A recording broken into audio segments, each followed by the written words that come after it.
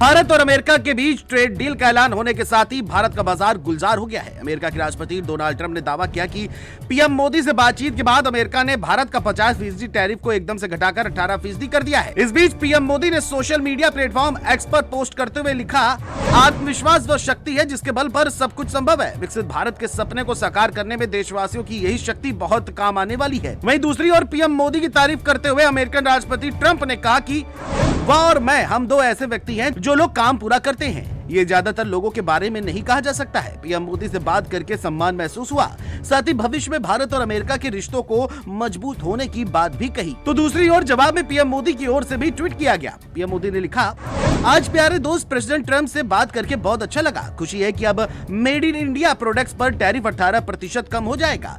इस शानदार घोषणा के लिए भारत के 1.4 अरब लोगों की तरफ से प्रेसिडेंट ट्रंप को बहुत बहुत धन्यवाद। हालांकि इसको लेकर के देश के अंदर सियासत गरमा गई है। कांग्रेस महासचिव जयराम रमेश ने सोशल मीडिया प्लेटफॉर्म एक्स पर पोस्ट करते हुए कहा कि उन्होंने ऑपरेशन सिंदूर को रोकने की घोषणा वाशिंगटन डीसी से की। उन्होंने वाशिंगटन से ही रूस और वेनेजुएला से भारत की तेल खरीद को लेकर अपडेट की घोषणा की। अब उन्होंने भारत अमेरिका व्यापार समझौते की घोषणा भी वाशिंगटन से कर दी है, जिसके पूरे विवरण का अभी इंतजार किया जा रहा है। जयराम रमेश ने आगे ये भी कहा कि प्रधानमंत्री मोदी किसी वजह से राष्ट्रपति ट्रंप के सामने साफ तौर पर दबाव में दिखाई देते हैं। सामान्य तौर पर होने वाली गले मिलने की झप्पियों की बात तो दूर, अब पीएम उनके साथ दिखने तक से असहज नजर आते हैं। ऐसा प्रतीत होता है कि पीएम मोदी ने अंततः हार मान ली है। ये निश्चित रूप से फादर ऑफ ऑल डील्स नहीं हो सकता। वाशिंगटन में मोगेम्बो खुश है। तो दूसरी ओर भारत और अमेरिका के बीच ट्रेड डील को लेकर समाजवादी पार्टी के मुखिया अखिलेश यादव ने भी केंद्र सरकार और बीजेपी पर जोरदार हमला बोला। सभा अध्यक्ष ने इसे किसानों पर बड़ा हमला बताया और कहा कि बीजेपी आजादी से पहले भी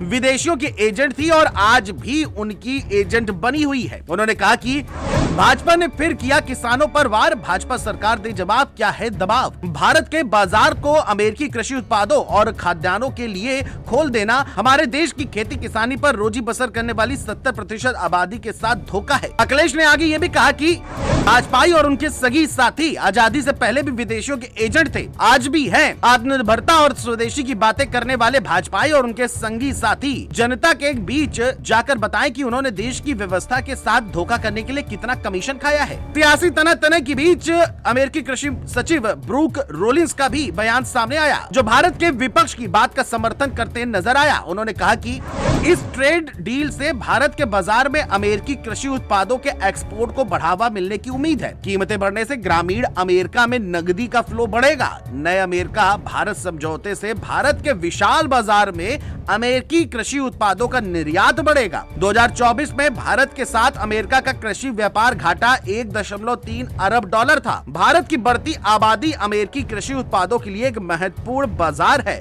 और आज ये सौदा इस घाटे को कम करने में काफी मददगार साबित होगा। बहरहाल अभी देखना ये होगा क्या वाकई में ये डील भारतीय किसानों को बर्बाद करेगी या इस पर सियासी तापमान अभी और बढ़ना बाकी है। ये तो आने वाला वक्त ही बताएगा। Desk report, JMD news.